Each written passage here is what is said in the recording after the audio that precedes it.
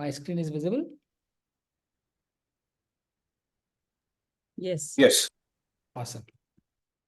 So last time हम अकर्म पे रुके थे और अकर्म के बाद हमने जाना कि जो अपने मन में संतुष्टि हो, राग द्वेष नहीं लाए, सिद्धि असद्धि को एक तरह अपनाए, बिना फल बिना आसक्ति के, बिना इस कर्म में मेरा क्या है सोच के कर्म करे जाए, उसका वो कर्म अकर्म बन जाता है, फल से नहीं बांधता और इसलिए उसकी मुक्ति हो जाती है। क्योंकि दुनिया में उसने करोड़ों कर्म किए होंगे तो लाखों कर्म ऐसे जिनसे उससे बंधा ही नहीं पड़ा, बंधना नहीं पड़ा तो मुक्त होता चला गया। अब ये कैसे मुक्त हो जाए, कर्मों का कर्मों कैसे बदलें, इसी अध्याय में 12 प्रकार के यज्ञ बताए गए हैं। व्हाट इज अ यज्ञ? यज्ञ जो हमने पहले पढ़ा था, कर्म, यज्ञ, अन्न, वृष्टि, सृष्टि चक्र। ठीक है, इस चक्र में सबसे पहले चीज होती है कर्म। कर्म तो हम कर रहे हैं, कुछ अकर्म है, कुछ विकर्म है, बाकी कर्म है। उन कर्मों में जैसे त्याग भावना बढ़ने लगेगी वो ये लेंगे, अकर्म का रूप ले लेंगे। और जितना हम अकर्म डाल रहे हैं वो हमारे यज्ञ बन रहे हैं। बिकॉज यज्ञ इज नथिंग बट, यज्ञ इज सैक्रिफाइस, जिसको हम फिलोसॉफिकली भी समझते हैं, हम रिचुअलिस्टिक भी समझते हैं, हमारे कल्चर का पार्ट है यज्ञ, हवन। यज्ञ करने में जो हमारी प्रिय चीज होती है उसको हम सेक्रीफाइस कर देते हैं। सेक्रीफाइस करते ही बहुत ही खूबसूरत इंटरप्रिटेशन था, क्या बोलते हैं, जो संस्कृत में ओरिजिनल वर्ड है वो पर्जन्य लिखा हुआ है कि यज्ञ से पर्जन्य होता है, जिसको हम वृष्टि या बारिश समझ रहे हैं, बट पर्जन्य का लिटरल मीनिंग होता है प्रेसिपिटेशन। तो only when you sacrifice something you end up with precipitation. Precipitation means what is relevant for you. So going back to what Madhuri and Amita were saying, there are 20 types of tasks that are landing on your inbox. Out of that, whatever you take with complete tyag bhavana, with complete sacrifice, they precipitate you. They fall in your kitty, which will not disturb you, which will not cause any stress. Because that is the end precipitation. So much of water vapor goes up from the sea, all of it does not come back. What comes back is precipitation. What does not come back becomes cloud, and becomes cloud means it even hinders the sunlight. So that is not, it may have its own use in the journey of life, but in terms of what comes back to you is what gets precipitated. So जो हमारा चक्र है, कर्म, यज्ञ, वृष्टि, अन्न, सृष्टि, उसमें जो वृष्टि को हमने बारिश बोला था, that's actually precipitation. Only when you have sacrificed something and you no longer attach yourself to things that do not belong to you, you precipitate. And what you precipitate is pure. हम लोगों ने science में पढ़ा है ना, जो rain water होता है, it's the purest form of water before obviously it enters atmosphere and dust gets mixed into it. But distillation में, केमिस्ट्री लैब में हमने यही किया था, पानी को गर्म किया और उधर से जो प्रेसिपिटेट आया उसको बोलते ही प्रेसिपिटेट है. तो जो प्रेसिपिटेट होता है वो प्योरेस्ट फॉर्म होता है, that is what belongs to you. तो यज्ञ में हम प्रेसिपिटेट हो जाते हैं और उससे जो अन्न बनता है, मतलब उससे अब वो चीज जो थी वह घूम फिर के मेरे पास आ गई, which belongs to me, rest went out into the system.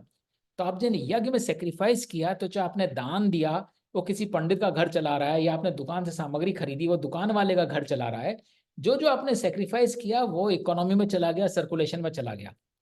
जो वापस आपके पास आए वो आपको फीड करेगा. तो प्रेसिपिटेशन के बाद जो रिसोर्सेज आपके पास बचे, they truly belong to you. और वो काम जब आपने अपनी टेबल पर रखा, you will always be known for that work which you produce for the next day meeting, which truly belong to you. And that is why precipitation के बाद जो रिसोर्स बचता है वो आपको फ्यूल करता है. कल को आप उससे थक के नहीं उठोगे, कल को आप उसको बहुत फुलफिल्ड होकर उठोगे. My god, it was I put an all nighter but it was worth it, because this is what my contribution, and as Amita mentioned, I want to make it to the excellence. That will take you to excellence because that naturally belong to you. And once you reach at that level, then it will create the srishti. That means it will be reference. People will remember you for that. Amita did this job, Madhuri did this job. It was a difficult deal. They cracked it open. They guided the team. And then that becomes srishti. It creates something for future. सो अब जब हम बोलते हैं कि कर्म को अकर्म कैसे बनाएं, पहला इन्होंने टिप दिया, ब्रह्म स्वरूपी यज्ञ हो तेरा, ब्रह्म स्वरूपी काम, ब्रह्म स्वरूपी आहुति और ब्रह्म स्वरूपी धाम. Here what is Brahma? Brahma is the entire cosmos. When you are aligned with the entire ecosystem around you, your sacrifices also take that color. So you are not doing a sacrifice, we'll study in chapter 17। Sacrifices भी कई तरह के होते हैं, सत्व रजस तमस। You sacrifice so that your name is put in bold letters. This was donated by so and so. You will see so many places. You'll see this bench was donated by so and so. This hall was created. I remember 3 years back, there was a commemoration ceremony at IIM Bangalore. One classroom was being christened in the name of one professor. And I raised a point in the WhatsApp group. Do you think that these should be christened? And everybody jumped on me and said, well, that is the whole idea. People want to get remembered and we want to remember. But that is again the Rajas Bhav, that I should be remembered. When your sacrifice is not for you, it is for the cosmos, then your yajna is of the kind of Brahm, because it is aligned with your ecosystem. और ब्रह्म स्वरूपी काम है, आपके कर्म भी सारे ecosystem से अलाइंड है, आप आउट ऑफ द जाके कुछ नहीं कर रहे हैं। ब्रह्म स्वरूपी आहुति है, जो आप सरेंडर कर रहे हो वो भी इकोसिस्टम से अलाइंड है। Then how is it that your end state will not be aligned with the ecosystem? तो आपका जो अंत धाम होगा वो भी ब्रह्म स्वरूपी होगा, because you are never out of sync. तो पहला यज्ञ जो है, 12 प्रकार के यज्ञ बताए गए हैं फ्रॉम वर्स 24 टू वर्स 30। पहला यज्ञ है कि align yourself with ecosystem, don't ever fall out of alignment. ये यहाँ पे नगेट है।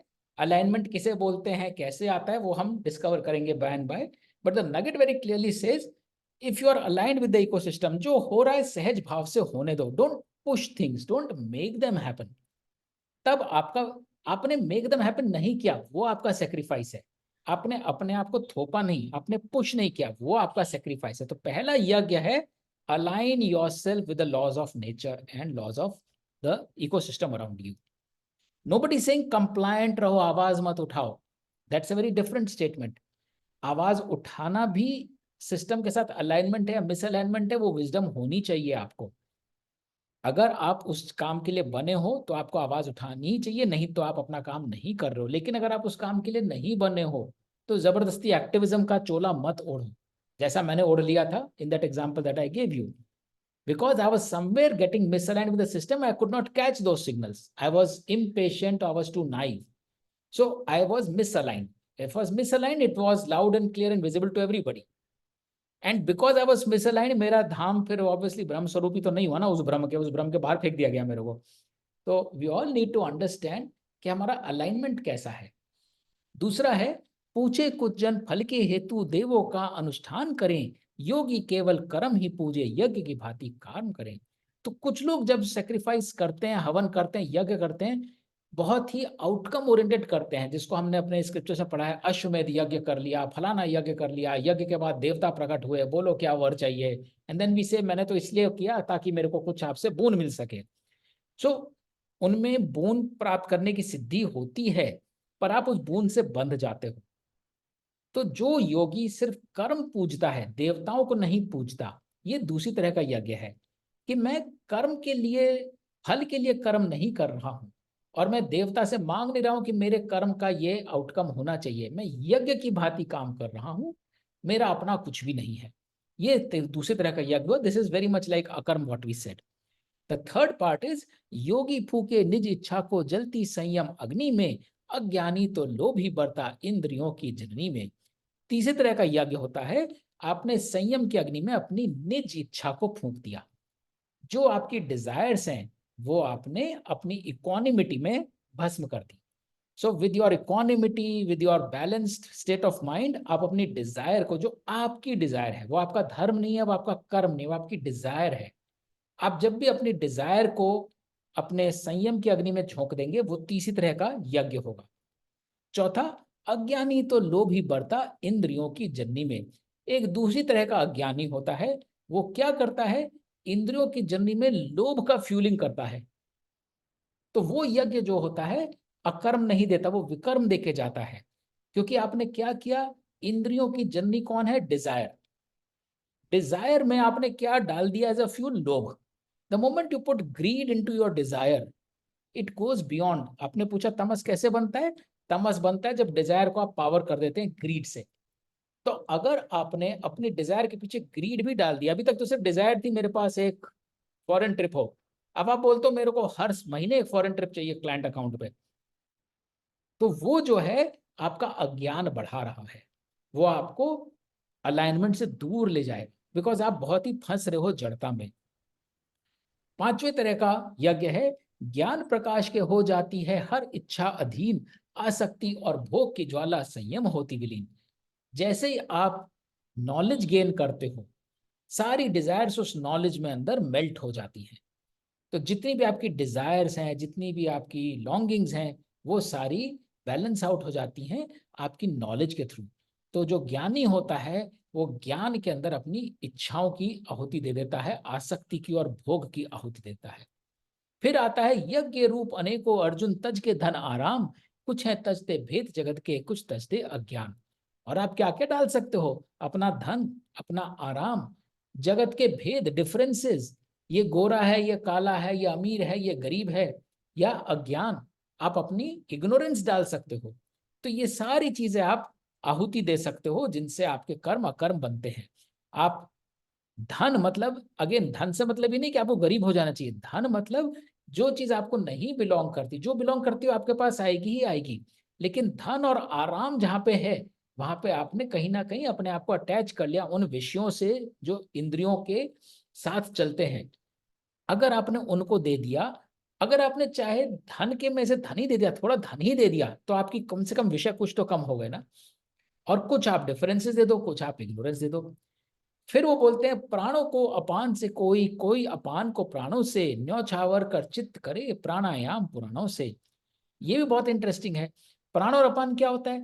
प्राण होता है the breath that goes from bottom to top, तो जो बाहर निकलती है ब्रेथ, उसको प्राण बोलते हैं। अपान वो होता है जो ऊपर से नीचे जाता है, when we inhale that becomes an apan. How do we keep ourselves alive? We keep ourselves alive by balancing prana and apan. By taking too much of प्राण at the cost of upon, we cannot survive. अगर हम exhale करते रहेंगे, inhale ही नहीं करेंगे, तो फिर oxygen कहाँ से जाएगा? और अगर हम इनहेल ही करते रहेंगे, एक्सहेल नहीं करेंगे, तो आगे का ऑक्सीजन अंदर कैसे जाएगा? तो इसी तरह से what the philosophical meaning is, जो चीज हम अपने पास लेते हैं, कुछ ज्ञानी लोग उसको भस्म कर देते हैं जो हम दूसरों को देते हैं उसमें। सो जितना हम ले रहे हैं वो हम कम करते जा रहे हैं, सेक्रीफाइस करते जा रहे हैं इनटू जो हम दूसरों को दे रहे हैं। और जो हम दूसरों को दे रहे हैं वो भी हम बैलेंस आउट करते हैं जो हम दूसरों से ले रहे हैं। क्योंकि अगर हम देते ही रहेंगे, देने के लिए कुछ लेना भी तो चाहिए ना। You can not create out of zero. तो जब हम ये गिविंग और टेकिंग बैलेंस करते हैं, तो इट इज लाइक जैसे हम अपनी ब्रेथ बैलेंस कर रहे हैं, which is our life blood, जो हमारी लाइफ बैलेंस कर रहे हो। Pranayama, it's a Sanskrit term relating to yoga, but pranayam means basically balancing your life force. And what is a life force? Life force is spirituality, connecting with the divine. If you are able to balance that out, you will be balanced in life. आहुति कर दे प्राण प्राण में, इच्छा ऊपर पाश धरे, साधक सब यज्ञों के द्वारा निज पापों का नाश करे। और ये भी जैसे हमने पहले एक पन हुआ था कि जो गुण जावे तो गुण जावे, कि जितना हम गुण दूर करते जाते हैं उतने हम गुणी होते जाते हैं। तो इसी तरह से जितने हम प्राणों में प्राण की आहुति देंगे, प्राण मतलब जो मेरी लाइफ है, उसमें मैंने किसकी चीज की आहुति दी? जो मेरी लाइफ है। इसका मतलब जो मेरा अटैचमेंट है वो मैंने सारा दे दिया जो लाइफ है उसमें। तो लाइफ में कुछ भी मेरा डिजायर और अटैचमेंट नहीं रहा। तो जितने भी योगी हैं वो अल्टीमेटली क्या सेक्रीफाइस कर रहे हैं? जो उनकी सबसे प्रिय वस्तु है उसको वो अपनी सबसे प्रिय वस्तु जो कि प्राण है उसमें निछावर करे जाते हैं। और इस वजह से जो दूसरे वाला प्राण है which keep them going for long, पहले वाला प्राण इज द मेटाफोरिकल डिजायर। इसमें बोलते ना, इसमें तो इसकी जान बसती है। तो जिसमें आपकी जान बसती है वो चीज आप दे दो तो आपकी जान काफी दूर तक जाएगी। So it is metaphorically saying कि you give away what is most loving to you and you will live longer. Live longer means eternity के साथ रहोगे आप। यज्ञ कैसा भी पार्थ रहे, सुख देता तीहू लोक का, भोगे ना स्वर्ग नर कभी ना सुख मृत्यु लोक का। चुन कोई भी कारण तू, चुन कोई भी साधन, यज्ञ स्वरूपी अस्त्र काटे कर्म के सारे बंधन। तो उन्होंने 12 तरह की बता दिए राउट्स कि तुम क्या क्या चीजें निछावर कर सकते हो। अज्ञान निछावर कर लो, धन निछावर कर लो, अपनी संपत्ति निछावर कर लो, अपने प्राणों को निछावर कर दो, अपने अकर्म सारे निछावर कर दो। कोई सा भी रूट पकड़ो, बेसिकली यज्ञ की भावना ही कर्म के बंधन काट सकती है। द्रव्य कामना से उत्तम ज्ञान की इच्छा करना है, कर्म नदी को अंत तो ज्ञान सागर में बहना है। ज्ञान योग अपनाने को यज्ञ जो करता जाएगा, मन में उठती हर शंका का उत्तर सहज ही पाएगा। तो अल्टीमेटली इट इज अबाउट ज्ञान योग, और इसीलिए गीता भी आपको पहले कर्म योग सिखाती है, फिर भक्ति अल्टीमेटली ज्ञान योग पे लाके छोड़ देती है कि आपको सब कुछ मैंने बता दिया, there is nothing more for me to tell you. और ज्ञान के द्वारा, नॉलेज, अवेयरनेस, कॉन्शियसनेस के द्वारा, हमें 2 हफ्ते पहले तक अकर्म नहीं पता था, अब अकर्म हमें पता है, तो हमारी थोड़ी सी जो है दुख दर्द चला गया उसके साथ। किसी का बहुत सारा गया, किसी का जाना अभी शुरू हुआ है। बट जैसे जैसे हम ये ज्ञान प्राप्त करते जाएंगे, what is right for us, what is wrong for us, हमारे सॉरोज और कम होते जाएंगे। जानेगा जब अटल सत्य तू करके मोह को छीन, जब देखेगा निज में मुझ में सबका भूत अधीन। पाप यदि हो तेरा गहरा, उथला हो सभी और का, पाप भंवर तर जाएगा तू लेकर ज्ञान की नौका। जैसे अग्नि यज्ञ की स्वाहा कर दे सब सामग्री का, हर लेता है तेज ज्ञान का पाप कर्म की गठरी का। ज्ञान से उत्तम हुआ नहीं है कभी कोई भी पावक, ज्ञान अग्नि से चमक उठे हैं धूमिल जो थे साधक। तो यहाँ पे ज्ञान 2 तरह का काम करता है। एक तो इल्यूमिनेट करता है, उसमें इतनी रोशनी होती है, वो आपको गाइड करता है। और दूसरा, ज्ञान जो है बाकी सब चीजों को भस्म कर देता है, जो आपकी डिजायर होते हैं, जो आपकी इग्नोरेंस होती है। तो it serves to a purpose. Knowledge not only guides your path, knowledge also subsumes all your unwarranted desires and attachments. जिसने जीता निद इंद्रियों को रहे साधना लिप्त, ज्ञान नदी में गोता खाकर वही हुआ है मुक्त। ज्ञानहीन शंका कुल नर को मिलता केवल शोक, ना उसको इहलोक सुभाए ना सुधरे परलोक। ज्ञान योग जो करता अर्पण अपने कर्म धनंजय, कर्म उसे क्या बांधे उसके नष्ट हुए सब संशय।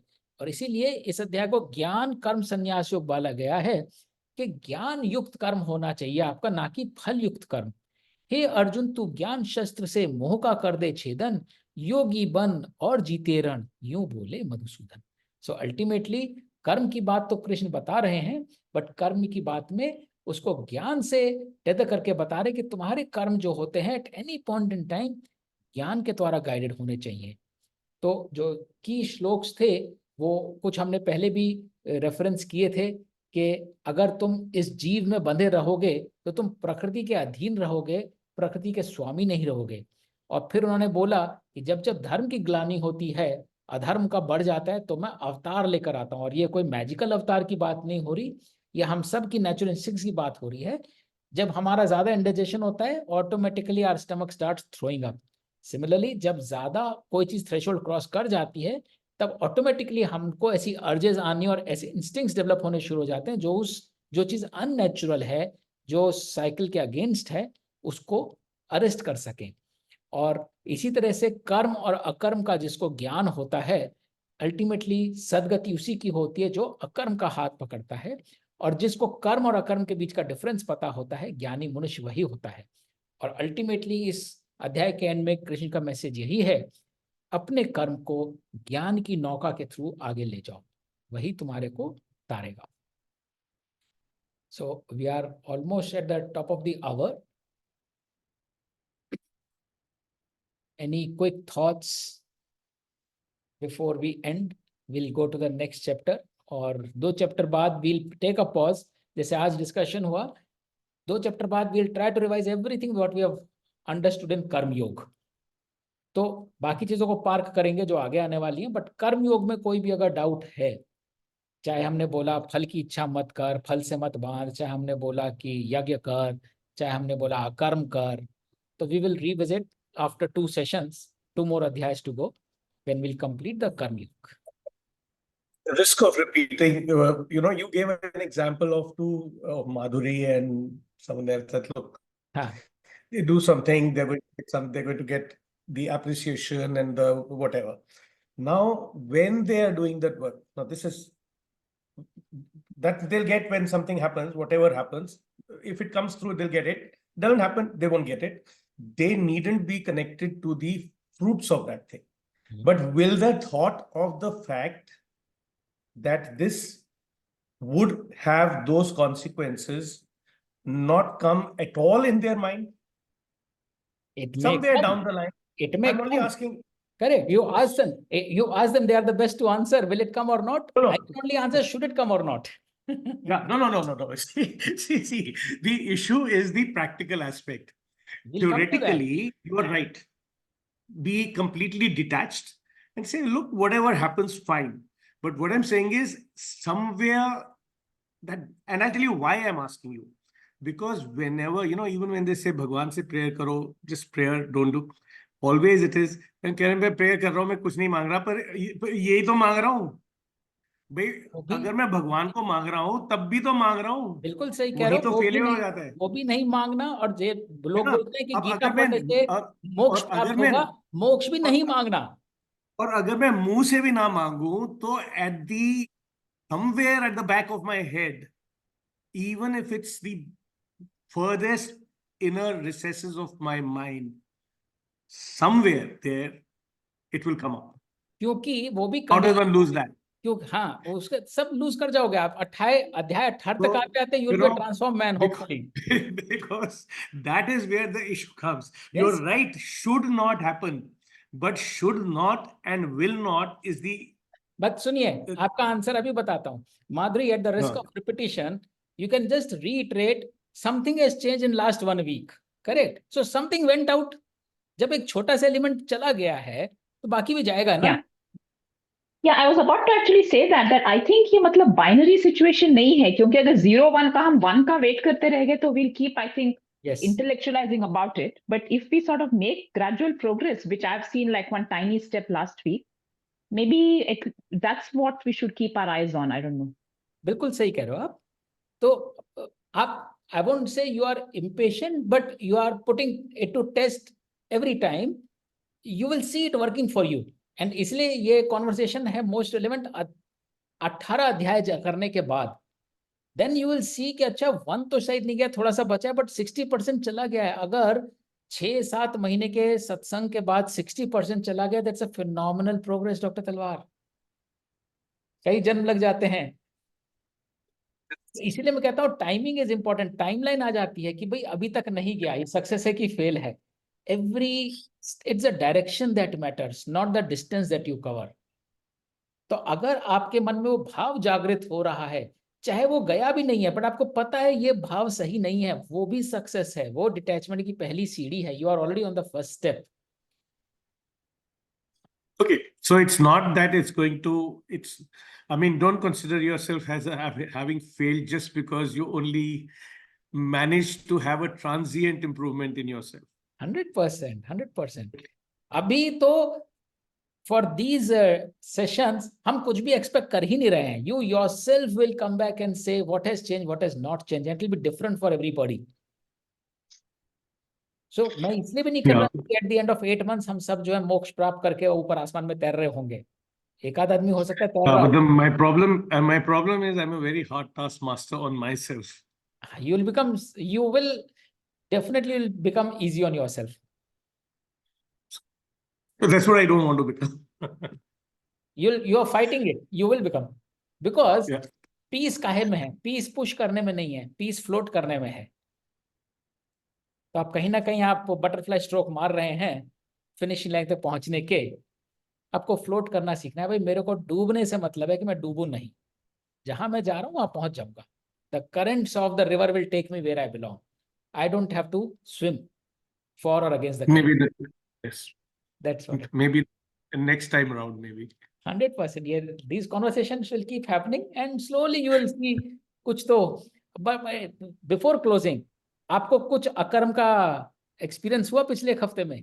Any task which you believe जिसमें कुछ था ही नहीं?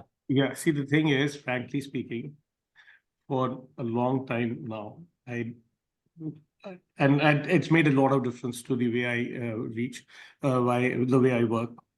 I don't look at my work as any particular result. I just look at something that I have to do, and I just do it as it comes. Like it's like being in the flow at that time. Correct. I have no idea. At the end of it, you ask me, इसको क्या किया? मेरे को नहीं idea. मैंने जो था उस टाइम पे जो देखा, किया, बोल दिया। जो बोला वो लिख दिया। वो लिखा हुआ ही वहीं पे पड़ा हुआ है, उसको देख लो क्या लिखा है। So, which is fine, and that works for me.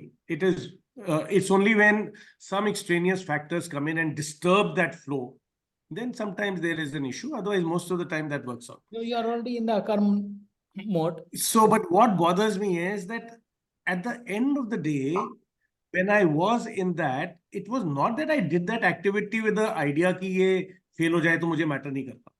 I obviously had that in mind that जो मैं लिख रहा हूँ, इससे इसको फायदा होगा. मैंने ये सोच के नहीं किया कि ये fail हो जाएगा. बाकी कोई fail नहीं होगा. So, you know, so it's not that I worked with the idea I will fail.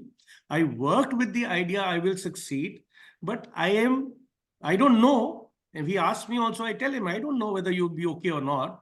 I've done whatever I could. Now we will see what happens. You also see, I also see. Correct. So that's the way I normally work. However, it's never with the idea that I want to fail. That's the only thing. And Actually, feeling that thought, fail या success वाला parameter भी हटाना है. Meaning, fail in the terms of fail in terms of medicine is you don't want his suffering to increase. It's not about now whether Dr. Talwar, which also at a philosophical level you can say maybe this losing this will give him something else somewhere else. Now that's a different aspect. वो तो अलग है, वो तो justify करने वाली बात है. But मैं कह रहा हूँ, it is not at all about what you want. So don't put yourself in picture. Yeah, so that's what I'm saying. I don't put myself in the picture as he succeed, but I do put it the idea कि मैं ये जो लिख रहा हूँ इससे इसको कुछ फायदा होगा. वो भी ये लिख के तो निकालना नहीं करता हूँ. वो नहीं वो भी आपको निकालना है. फायदा होगा अगेन इज एन आउटकम. आपका आउटकम पे कोई जोर है ही नहीं. आपको वो सोचना ही नहीं है इसलिए लिख रहा हूँ कि फायदा होगा. आप इसलिए लिख रहे हो, वो उस समय आपका कर्म है ना. कर्म किस लिए है वही तो मैंने कहा. कर्म इसलिए है कि उससे उसको फायदा होगा. वो कर्म ये तो नहीं है कि उससे कुछ नहीं होगा. नहीं कुछ नहीं होगा इज अ डिफरेंट थिंग कि उससे क्या होगा. There is a fine nuance between that. आपको क्या होगा के बारे में नहीं सोचना है, इतना सा भी नहीं सोचना है. That's a little tricky to do. Speaking, you're not. I mean, I can't believe that I would say I am writing, but I have no idea what it will do. So we'll discuss it. We'll discuss it. Yeah. So sure. है अभी बहुत सारी सीढ़ियां चढ़नी है. Hopefully that cloud will uncover. Okay. Great. Thanks everyone. Om Tat Sat. Thank you. Thank you. Bye bye.